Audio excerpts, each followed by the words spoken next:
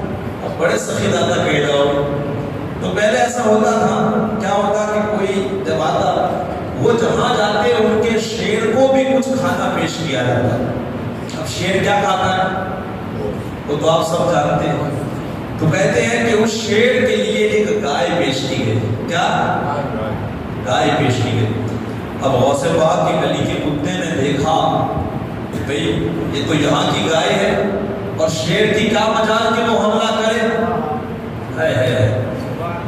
واقعہ بڑا مشہور ہے. آپ شعر سنیں کیا شان ہے, کہتے مل کے سبحان اللہ. کیا طلب جس پہ حمایت کا ہو پنجا تیرا, اس گلی کے کتے پہ اعلیٰ حضرت کا پنجا ہے. بھائی غوث پاک کی گلی کا کتا ہے تو پھر پنجا تو ہوگا ہی غوث پاک کا. تو کیا فرماتے ہیں, اگر آج بھی کوئی سچا چاہنے والا ہو اور اس پر غوث پاک کا اگر کرم کا پنجا ہو تو بتاؤ کوئی میدان ہے جو ہار سکے؟ لیکن ایسا غلام بننا بھی پڑے گا. یہ کتا دیکھیں کیا شان ہے, وہ کتا ہے اور کس سے لڑ رہا ہے, کہاں سے طاقت آئے ہیں. اور آج ہماری بات کیا ہے, آپ رکھو قسم خدا کی یہاں دیکھ غوث پاک کے نام کی بھیڑ نہیں مائے گی, اور محفل سجاؤ مسجد بھی بڑھے گی, تو بتاؤ پھر غوث پاک کا کیا بچا ہوگا ہمارے اوپر. ہم تو پھر کھانے والے لوگ کہے جائیں گے, بھائی یہ تو خالی کھچڑے میں دال پلاؤ والے لوگ ہیں, یہ غوث پاک کے نام پر وقت دینے والے لوگ تھوڑی ہیں. اگر جلوس نکالا جائے غوث پاک کا چاہنے والا ہوگا تو وہ دکان تھوڑی دیر بند کر دے, بھائی گھنٹے تو بہت ہے, کہاں برس ہر روز نکلتا ہے, ابھی تو نکلتا ہے, لاؤ تھوڑی دیر غوث پاک کے جلوس میں شامل ہو کر کے تھوڑا سا ذکر ہو جائے. یہ چاہنے والوں کی وقت نہ ہو, مجبوری ہو, وہ الگ بات ہے. کئی لوگ مجبور ہو گئے, لیکن کئی لوگ آپ باہر جا کے دیکھیں گناہ کر رہے ہو گے لیکن وہ یہاں نہیں آئے, اور پھر یہ غوث کا دامن نہیں چھوڑیں گے. بھائی پکڑ تو لے پہلے, صرف نعرہ لگانے کو پکڑنا نہیں کہتے. غوث پاک رضی اللہ تعالیٰ عنہ کی ایک بات یاد رکھے, غوث پاک فرماتے ہیں کہ جس بندے سے محبت ہوتی ہے نا اس میں وہ ڈوب جاتا ہے. اگر کوئی دعویٰ کرتا ہے کہ وہ حضور کا سچا عاشق ہے تو فرماتے ہیں کہ پھر وہ حضور کے سارے فرمان سے ہٹ کے کبھی بات نہیں کرے گا, اور نہ کبھی اس کا قدم باہر جائے گا. کس کا؟ حضور سے محبت کر رہا ہے. لیکن ایک طرف اگر یہ بھی کہتا ہے کہ بھائی حضور سے ہمیں تو بڑی محبت ہے, اور ایک طرف حضور نے جو نہ کہا وہ بھی کرتا ہے, تو پھر وہ دعوے میں جھوٹا. یہ میں نہیں, یہ غوث پاک فرماتے ہیں. سوچ لیں القیامت کے دن غوث پاک سے ہمیں ملنا ہے. ایمان ہے کہ نہیں اس بات پر؟ غوث پاک تو یہ فرماتے ہیں کہ نماز نہ پڑھے نا تو مسلمانوں کے قبرستان میں دفن نہ کرو اسے. یہ کون کہتا ہے؟ یہ ہم نہیں کہتے. اگر آپ کسی کو غوث پاک سے بڑی محبت ہے تو وہ یہ کہہ دے کہ بھائی مجھے دفن مت کرنا, کیوں؟ کیونکہ میں نماز نہیں پڑھتا. ہے کوئی؟ ٹانگیں نکل جائیں. کوئی منع کرے تو ہم جھگڑے شروع کر دیتے ہیں. یہ کسی اور نے نہیں, یہ غوث پاک نے کہا ہے کہ نماز نہ پڑھے تو ایسے بے نمازی کو مسلمانوں کے قبرستان میں دفن. سوچے اگر آج غوث پاک موجود ہوتے تو کیا وہ ہمیں اپنے پاس کھڑا رہنے دیتے اگر ہم ایسی ہی زندگی گزارا کریں؟ سوچے ہم مر کر کے ہم سوچتے ہیں وہ ایک دھوبی تھا نا, وہ حضور کا بڑا وفادار تھا, اتنا وفادار تھا, اللہ اکبر. بلکہ جب قبر میں گیا اسے ان کا نقیب سوال کرتے ہیں, وہ ہر سوال پہ ایک ہی جواب, میں تو غوث پاک کا دھوبی ہوں. میں تو کون ہوں؟ غوث پاک کا. اب وہ فرشتے بھی سمجھ رہے ہیں کہ یہ بس کوئی جواب دے دیں, غیب سے آواز آئی اسے چھوڑ دو, اسے. یہ محبتیں تھی ان کی واقعی میں, انہوں نے واقعی میں وہ زندگی گزاری کہ لوگ دیکھیں تو کہنے پر مجبور ہو جائے کہ نا یہ خالی خالی نام لینے والا نہیں ہے, یہ حقیقت میں حضور سے سچی محبت کرنے والا ہے. یہ اللہ کا اپنے آپ کو بندہ کہتا ہے تو خالی خالی نہیں کہتا ہے, واقعی میں اس کے دل میں خدا کا خوف ہے. اتنا خوف ہے لڑکیاں کھڑی ہوتی ہیں یہ نظر نہیں اٹھاتا, کیوں؟ اس کا رب ناراض ہے. اس کے دل میں خوف ہے کہ کھیل رہا ہو, کہیں گھوم رہا ہو, گھر میں بیٹھا ہو, شادی ہو, لیکن اذان ہو اللہ کو یاد کر کے فوراً وہ سر جھکانے کے لیے چلا جاتا ہے. اس کے دل میں خوف ہے. یہ دغا بازی نہیں کرتا, یہ جوا نہیں کھیلتا, یہ شراب نہیں پیتا, یہ سود خور نہیں ہے, یہ ناچتا نہیں. کیوں؟ کیونکہ ان باتوں سے اللہ ناراض ہوتا ہے, اور وہ اللہ کی محبت دل میں رکھتا ہے, اس لیے گناہوں سے مومن کی یہ شان ہوتی ہے، گناہ ہو جاتا ہے لیکن پھر اس کے اوپر شرمندہ ہوتا ہے۔ حضور کی محبت ہوگی، اللہ اکبر، تو کیا ہم جب یہ ایمان رکھتے ہیں کہ بھئی حضور تو دیکھ رہے ہیں، تو گناہ کرتے ہوئے کیا ہمارا یہ خیال نہیں ہے کہ حضور دیکھ رہے ہیں؟ ہم دعویٰ کرتے ہیں بھائی بدعقیدوں کے سامنے تو کہ غوث پاک بغداد سے دیکھتے ہیں، تو پھر اتنا کمزور کہ گناہ کرتے وقت یہ بھی خیال نہیں کہ اللہ بھی دیکھ رہا ہے، حضور بھی دیکھ رہے ہیں۔ وہاں تو باقاعدہ بندہ ادھر دیکھے گا ادھر، اس کے دل میں یہی خیال ہے کہ کوئی دیکھتا ہے کہ نہیں؟ ارے بھائی صحیح بتاؤ، گناہ کرتا ہے لیکن چاروں طرف اگر دروازے پر ساگر مار دی تو پھر کون دیکھنے والا؟ اس کا مطلب کہ اس کے دل میں یہی بات ہے کہ کوئی دیکھتا نہیں ہے۔ اب بتاؤ، اللہ تبارک و تعالیٰ نے اگر محشر کے میدان میں پوچھ لیا کہ بھئی تجھے تو میرا بھی اس وقت یہ بھی خیال نہیں تھا کہ اللہ دیکھ رہا، تو یہ کتنے کمزور ایمان ہونے کی بات ہے، کتنے کمزور۔ اللہ غوث پاک، آپ یقین کرو، انشاءاللہ میں تقریر نہیں کروں گا، بس اسی کلام میں اپنی بات کو میں ختم کر دوں گا۔ یقین کرو، یقین، دنیا بھلے کچھ کہے، اللہ نے بڑا کمال دیا ہے آپ کو، آپ کے شاگردوں کو آپ پڑھا رہے ہیں، کون پڑھا رہا ہے؟ غوث پاک رضی اللہ تعالیٰ۔ کہتے ہیں کہ آپ نے ہاتھ بڑھایا، پھر جب ہاتھ ایسے واپس لیا نا تو اتنا ہاتھ بھیگ چکا تھا، اتنا ہاتھ پانی میں۔ تو شاگردوں نے کہا حضرت نے کہا تم سبق پڑھو، تم پڑھو۔ تھوڑی دیر ہوئی، ایک قافلہ آیا اور اس قافلے نے خبر دی کہ اللہ کا شکر ہے کہ غوث پاک نے ہمیں بچا لیا۔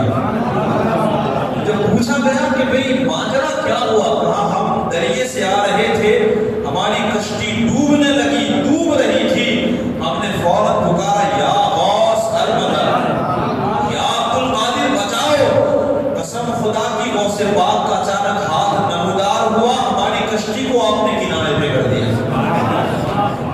یہ ہوائی باتیں نہیں، یہ حقیقت باتیں ہیں۔ اللہ جسے قدرت دے دے، ارے وہ بندہ جو عشاء کے وضو سے 40 سال تک اللہ کے آگے سر جھکائے، اس کا مقام کیا ہوگا؟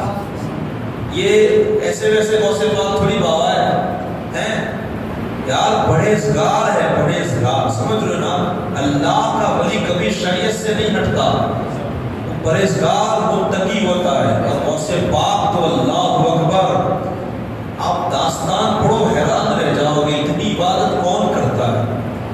ہمیں تو اگر 9 بجے کی جماعت ہو اور 15-20 منٹ جماعت میں لگ جائے نا تو باہر نکل کے کیجیے گا، ابھی نماز پڑھاتے ہیں۔ کیوں؟ کیونکہ ہمارا دین تو یوں سمجھتا ہے کہ یہ ہمارے اوپر قرض ہے، نماز کیا ہے ہمارے اوپر؟ یہ تو قرضہ ہے یار، ہم لوگ یہ سمجھتے ہیں۔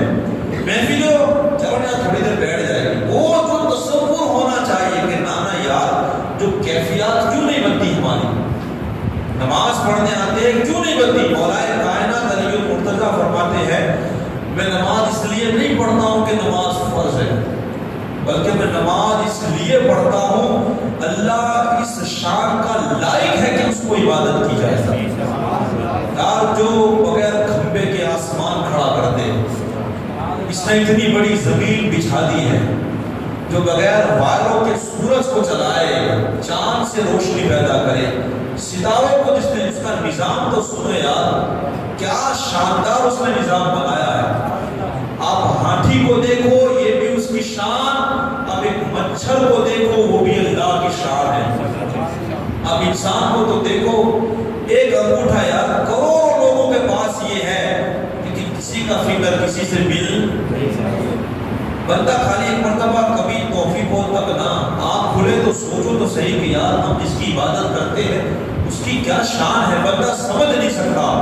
اللہ کے بارے میں آپ سوچنے لگو گے نا، اللہ کو کبھی نہیں سوچ پاؤ گے۔ اور حکم بھی یہ ہے کہ اللہ کے بارے میں کبھی سوچو، اللہ نے جو بنایا ہے اس کے بارے میں سوچو کہ اللہ نے یہ چیز کیا بنائی، یہ چیز کیا بنائی۔ آپ یقین کریں کہ زمین ہے نا، اس کے نیچے پانی ہے، اور آپ کو بھی معلوم ہے کہ 100% میں پانی زیادہ ہے اور زمین کم۔ کیا پانی پہ کوئی چیز کھڑی رہ سکتی ہے؟ یہ زمین پوری کھڑی ہے، اس کے نیچے نہ جانے کیا کیا ہے۔ سمجھے پھر ایک گائے ہے، گائے کے سینگڑوں پہ یہ دنیا کھڑی ہے، اس گائے کے سامنے ایک مچھر ہے، نہ جانے کیسی کیسی عجائب باتیں ہیں، اللہ کی قدرتیں ہیں، بندہ حیران رہ جائے گا۔ صرف یہ سوچتا رہے نا تو بھی میں سمجھتا ہوں کہ بندہ سر جھکانے کے لیے چلا ہے۔ جو اتنی قدرت کا مالک ہے اگر اسے ناراض کر بھی دیا، کہیں ایسا نہ ہو کل قیامت کے دن وہ ہم سے رک جائے۔ آج وہ موقع دے رہا ہے، بار بار موقع دے رہا ہے۔ ہم گنہگار ہیں سرابار، دن رات اگر گناہ کرتے ہیں نا، لیکن کبھی توفیق ملے نا رات کو الارم رکھ کے سویا کرو، کبھی کبھی کرو ایسا، سو 3 بجے کا 2 بجے کا الارم، پھر اٹھو، بچھاؤ مصلی، رو اللہ سے کہو مالک کیا کرے، نہ نماز پڑھ پاتے، نہ گناہ چھوڑ پاتے، کچھ نہیں ہو رہا، مر گئے تو ناراض ہو گیا تو کیا بنے گا، ہم کہاں جائیں گے، مر کے بھی تو تیرے پاس ہی آنا ہے، آج بھاگ بھاگ کے بھی کہاں جائیں گے، بلڈنگ کے پیچھے، مکانوں کے پیچھے، گاڑیوں کے پیچھے، کاروبار کے پیچھے، بس ہم ترقی کر لیں، لیکن آخرکار جانا کہاں ہے، مالک تیرے پاس ہی آنا ہے۔ کبھی تو رات کو اٹھو، کیا معلوم کون سی رات، میں تو کہتا ہوں نہیں بھی اٹھ پائے نا، اگر یہ نیت اللہ کو پسند آ گئی، قسم خدا کی آخرت کامیاب ہے، وہ نقطے نواز ہے، لیکن وہ نقطے میں اخلاص چاہیے، ریاکاری نہیں، دکھاوا نہیں، وہ خلوص ہونا چاہیے، ورنہ میں آپ کیا یار میں بھی بڑا گنہگار ہوں، اللہ پکڑنے پہ آئے تو کوئی چھوٹ سکتا نہیں، کوئی نہیں چھوٹ سکتا۔ غوث پاک کو اللہ نے ایسے ہی بڑا مقام نہیں دیا۔ آپ دیکھیں یار اتنی تکلیفیں پڑی ہیں نا غوث پاک پر، فرماتے ہیں پہاڑوں پہ اگر پڑے نا تو وہ بھی چکنا چور ہو جائے، اتنی تکلیفیں غوث پاک نے سنی ہے، اتنی تکلیفیں، اتنی برداشت کی ہے۔ میں نے پڑھا ہے کہ غوث پاک زمین پر لیٹ جاتے تھے، کیا ہمارا کبھی ایسا حال ہوا ہے؟ کبھی نہیں۔ آپ جتنا نام لیتے ہوئے ہم فخر کرتے ہیں، نیازیں بناتے، کبھی سوچو تو کہیں کی سیرت کیا ہے؟ کہتے ہیں کہ زمین پر لیٹ جاتے تھے، مجھے اتنی تکلیفیں پڑتی تھی کہ میں زمین پر لیٹ جاتا، ادھر گھومتا ادھر گھومتا، پھر ایک قرآن کی آیت پڑھتا تھا بار بار، ان مع العسر یسرا فإن مع العسر یسرا۔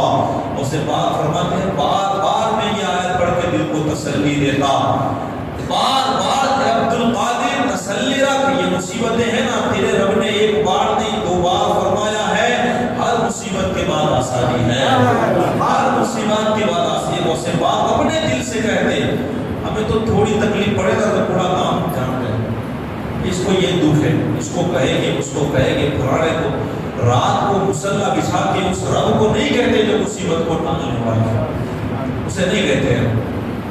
دکھڑے آپ بیان کر کے کیا کرو گے؟ لوگوں کے پاس مرہم ہو نہ ہو، یاد رکھیے ہر گھر میں نمک ضرور ہوتا ہے، یہ وہ دور ہے، صبر کرنا سیکھیں، انشاءاللہ زندگی جینا سیکھ جاؤ گے، مصیبتوں کو برداشت کرنا سیکھو، آپ آگے نکل جاؤ گے۔ کون کیا کر رہا ہے، کون کتنی ترقی ہے، چھوڑ دو لوگوں کو دیکھنا، صرف اپنا راستہ دیکھو، انشاءاللہ زمانہ تمہیں دیکھے گا۔ لوگوں کی بیٹھ کے برائیاں کر کے یہ وہ پھاڑا نہیں، چھوڑ دو، ہم اپنی دیکھیں، یا اللہ تو ہماری بنا، پڑھنے کے بعد تیرے ہی پاس آنا ہے، کہاں جائیں گے جا کر؟ جتنا ہو سکے اپنی زندگی کو قابو، اپنے نفس کو پکڑنے کی کوشش کرو جتنا ہو سکے۔ کبھی جب بہت خواہش پیدا ہو جائے نا کہ آج اس ہوٹل میں جانا ہے، اس وقت ٹھان لو کہ اب نہیں جانا ہے، کیا کرو؟ الٹا کام کبھی تو کرو۔ کبھی خواہش پیدا ہو نا، کبھی کبھی ہوتا ہے نا بندے کو شوق ہوتا ہے، نہیں یہ کھانا ہے، یہ نہیں یہ کھانا، اس وقت ٹھان لو، وہ چیز خریدو، جا کے کسی فقیر کو کھلاؤ اور نفس سے کہو کہ ایسا ہی ہونا ہے، تجھے سوکھا کھلاؤں گا میں، کیونکہ تو نے مجھے برباد کر کے رکھ دیا۔ نہ مسجد کی طرف لے کے جاتا ہے، نہ محفلوں کی طرف لے کے جاتا ہے، نہ کبھی رات کو اٹھ کر کے تجھے توفیق ہوئی ہے کہ 2 رکعت نماز تیرے رب کی بارگاہ میں پڑھے۔ ہمارے نفس نے ہمیں برباد کر دیا۔ اللہ والے اپنے نفس کے خلاف کام کرتے تھے، لیکن ہمارے لیے یہ بہت مشکل ہے۔ کیا ہے؟ باتیں تو بہت ہیں، بس اپنی بات کو میں مختصر کروں۔ اللہ والوں کا کام ہی یہی ہے، جب بھی انہیں لگے نا، حضرت بایزید بوستامی علیہ رحمۃ اللہ اب مریدوں کے ساتھ روزانہ شام کو اس طرح چکر لگایا کرتے تھے۔ اب وہ چکر لگانے کے لیے جب جاتے نا تو بادشاہ اپنی رعایا کو لے کے بیٹھتا، جب بایزید رحمۃ اللہ تعالیٰ علیہ آتے تو تعظیم کے لیے کھڑا ہو جاتا. کون کھڑا ہوتا؟ بادشاہ کھڑا ہو جاتا. سوچو اگر ہمارے لیے کوئی کھڑے ہو جائے 5-6 بندے, ہم تو بھول جائے یار, اور کوئی بڑا انسان مل جائے, سیلفی مل جائے تو پھر گاؤں میں پھیلا ہے, کیا ہوا, اس سے کیا فائدہ ہوتا ہے؟ وہ جو بڑا ہے تو ایسا بڑا بننے کی کوشش تو کر, تیرے رب میں بڑا پاور ہے. ہماری نیت ہونی چاہیے. ہم بھی یہ سوچ سکتے ہیں کہ ہمارا بچہ صرف ہندوستان کا نہیں پورے دنیا کا پی ایم بن سکتا ہے, لیکن ہماری امید دنیا داروں سے نہیں اللہ سے ہونی چاہیے. وہ کیا نہیں کر سکتا, بڑا پاور ہے خدا کے پاس, کیا نہیں ہے بھائی. یہاں تو میرے پاس کوئی جملہ ہی نہیں ہے. اللہ اگر چاہے کہ بھائی ٹاگل جی میں سے کسی کو چننا ہے کوئی لوگ اسے روک سکے؟ اللہ جسے چاہے. لیکن ہم پھر ہمارا نفس بڑا بھولا کیا بالکل بگڑا ہوا ہے. ایک بڑے انسان کوئی اگر آ جائے نا, کوئی ہیرو دیکھو بھیڑ, میں تو وہی سمجھ نہیں پا رہا ہوں کہ لوگ کس کے لیے جمع ہو رہے ہیں, کیا انہیں دیکھنا ہے, کیا ملنا ہے, کیا سوچ رہے ہیں. اللہ خیر کرے, یہ بات الگ ہے. بایزید بوستہ جب جاتے تو بادشاہ کھڑا ہو جاتا, روزانہ وہ کھڑا ہوتا تھا. تو ایک مرتبہ کیا ہوا, جب اس طرح وہ جا رہے تھے تو بادشاہ کھڑا ہوا. ان کے نفس نے انہیں کہا, بھئی یہ بات تو آپ سمجھ رہے ہو نا, جو نفس کرنا چاہتا ہے. نفس نے کہا کہ بایزید تیری کیا شان ہے یار, تیرے لیے تو وقت کا بادشاہ کھڑا ہوتا ہے. کون کھڑا ہوتا ہے؟ روزانہ یہ کیفیت نہیں ہوتی, لیکن آج دل میں یہ خیال آیا.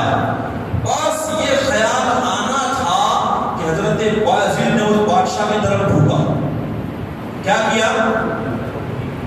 فوراً جیسے دل میں یہ وسوسہ آیا کہ تیری کیا شان ہے, بادشاہ کھڑا ہوتا ہے, فوراً ڈھوکا. ڈھوکنا تھا کیا اچھا لگا بادشاہ کو. بادشاہ کو بڑا جلال آیا, کہا میں اس کی تعظیم کے لیے کھڑا ہوتا ہوں, یہ میری طرف تھوکتا ہے. تو آپ نے فوراً برا بھلا کہنا شروع کر دیا. بادشاہ نے گالیاں دینا تو بایزید نے کہا دیکھنا یہ تیری عزت ہے, تجھے تو گالیاں دیتا ہے, میری کیا اوقات ہے. یہ بادشاہ کھڑا نہیں تھا تو اپنے نفس کو اس طرح وہ جھاڑ دیتے, ختم کر دیتے کہ تم مجھے نہ بھولا, اگر میں تیرے پیچھے گیا تو دنیا تو کیا میری آخرت بھی برباد ہے. ہمارا نفس کہاں کہاں لے کے نہیں جاتا ہے. بتائے مجھے, آپ سب کو معلوم ہے, کسی کو تاج محل تک, تو کسی کو دلی کے قطب مینار تک, تو کسی کو نہ جانے دور دور, کوئی تو لندن اور ہانگ کانگ بھی گھومنے جاتے ہیں یہ نفس لے کے. کبھی ان سے پوچھو کیا آدھی رات کو تمہارا نفس کبھی مسجد لے کے آیا ہے؟ جو تاج محل اور لندن سب جگہ سے بہترین جگہ ہے, کبھی اٹھ کر کے لایا ہے کہ چل اے دل اے انسان تجھے میں اللہ کے گھر لے کے چلتا ہوں, کبھی لایا ہے؟ تو وہاں لے کر کے جائے تو اسے بھی زبردستی یہاں لے کر کے آؤ, کیوں نہیں آ سکتا ہے. ہمیں یہ کرنا پڑے گا. نفس جو چاہے نا اسے توڑ کے دیکھو, تیری یہ خواہش ہے اب مجھے نہیں. کبھی ایسا کرو, گوشت کھانے کی بڑی تمنا کرے, بناؤ, غریبوں کو کھلاؤ, پیاز بتا کے پان بنا کے کھاؤ, نہ دل چاہے تو بھی کھاؤ. کبھی ٹھنڈا پینے کی کوشش کرے, دل کو مار دو, بھلے نیند نہ آئے. کبھی کر کے تو دیکھو ایسا, یہ بڑا مشکل کام ہے, بڑا مشکل. لیکن اگر اسی طرح زندگی جیتے رہے نا, خدا نے قسم خدا کی معلوم نہیں کب یہ زندگی کی آنکھ بجھ جائے, کب یہ دیا بجھ جائے. آج ہم جن کی محفل میں بیٹھے ہیں نا, صرف انہوں نے مردے ہی زندہ نہیں کیے, سمجھ رہے نا, صرف مرغیاں زندہ نہیں کیے, صرف کشتیاں کو بھی صرف کرامتیں نہیں دکھائی. میرے بھائی غوث پاک مسلح پہ سر رکھ کر کے بہت ہوئے, قرآن پہ قرآن کریم ختم کیے. لوگوں نے گالیاں دیے تو کبھی گالی نہیں دی بلکہ ہمیشہ دعا دیے. علم دین جہاں تک میرے علم میں ہے, اتنا علم حاصل کیا ہے کہ نیند آتی نا تو رسی باندھ کے اپنے گلے میں ڈال دیتے. کیا کرتے؟ کیوں؟ آپ کو معلوم ہے جب جھونکا آئے گا تو رسی پھنسے گی تو آنکھ خود بخود کھلے گی. اس طرح غوث پاک نے علم حاصل کیا ہے. ہم کیا کرتے ہیں؟ کچھ بھی نہیں. نہ علم دین کتنا گھنٹہ یاد کرتے ہیں ہم سب جانتے ہیں, کتنے گھنٹے اللہ کی آگے جھکتے ہیں ہم سب جانتے ہیں, کتنا قرآن کریم کتنے گھنٹہ پڑھتے ہیں ہم سب جانتے ہیں, کتنا اللہ اس کے رسول کو یاد کرتے ہیں ہم سب جانتے ہیں. لیکن کتنا ٹائم یوٹیوب پہ جا رہا ہے، کتنا فیس بک پہ جا رہا ہے، کتنا انسٹاگرام پہ جا رہا ہے. کبھی نوٹ کیجئے گا، کبھی لکھیے گا، قسم خدا کی آپ کو اس وقت شاید ہو سکتا ہے کہ افسوس ہو جائے. ایک بندے نے مجھے بتایا کہ حضرت باقاعدہ میں نے فون میں ٹائم سیٹ کیا. کیسا؟ کہ فیس بک میں صرف 2 گھنٹے یوز کر سکوں.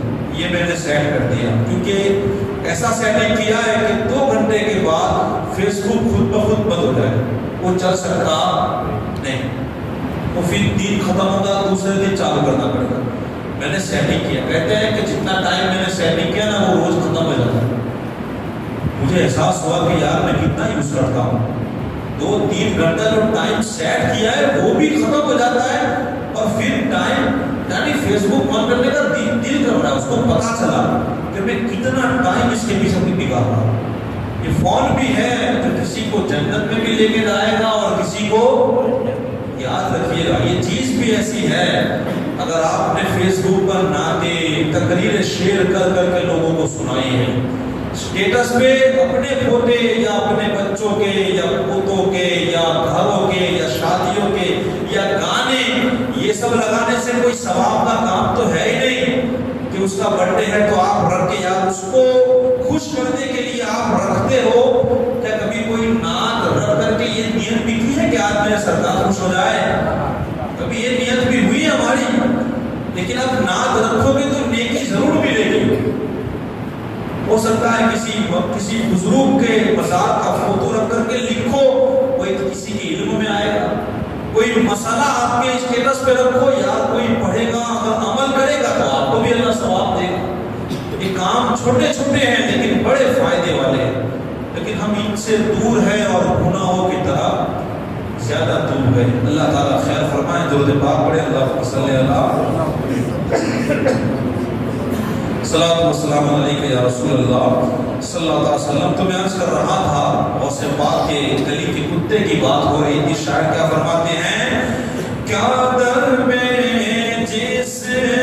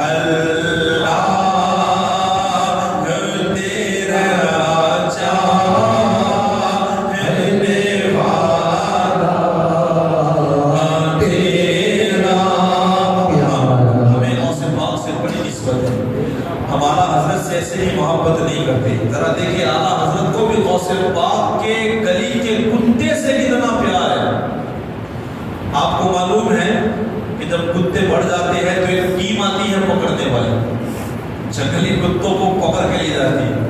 لیکن جو پٹنے والے کتے ہوتے ہیں آپ دیکھتے ہیں نا، اب یہ زمانہ کیا ہے، بہت چینج ہو رہا ہے. پگڑی چلانے میں لوگوں کو شرم آئے گی لیکن کتے کو گھمانے میں شرم نہیں آئے گی. اور ہمارے دیش کے قانون بھی کیا قانون یار، پگڑی آپ گاڑی میں رکھو فوراً آپ کی چٹھی پھاڑ جائے گی. لیکن کتے کو بٹھاؤ بھلے وہ لوگ کا ڈال کے باہر بیٹھا ہے، آپ کی کوئی چٹھی پھاڑے گا. یہ حال ہے.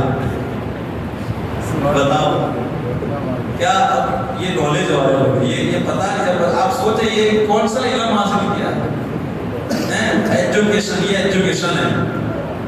پکڑی کو بٹھاؤ تو یقین ہے سچی بات، غلط ہو تو کہیے گا. یہ گاڑی پکڑی بٹھانے کی ہے، کیا جملہ سننے ملے گا؟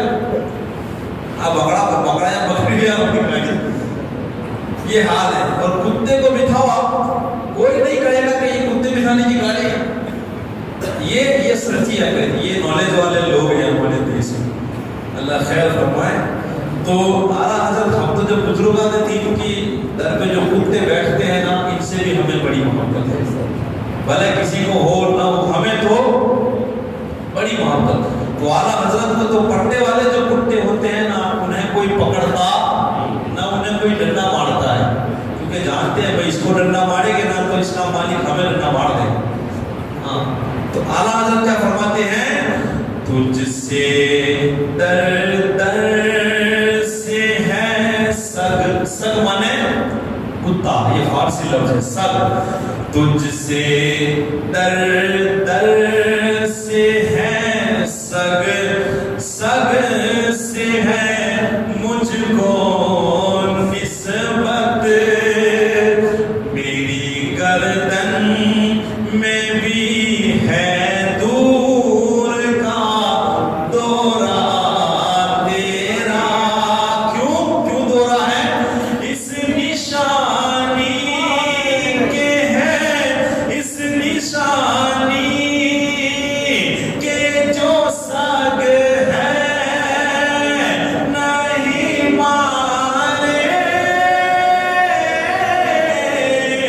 جاتے، اس نشانی کے جو سگ ہے نہیں مارے جاتے، حشر تک میرے گلے میں رہے پانا تیرا، حشر تک میرے گلے میں رہے پانا تیرا،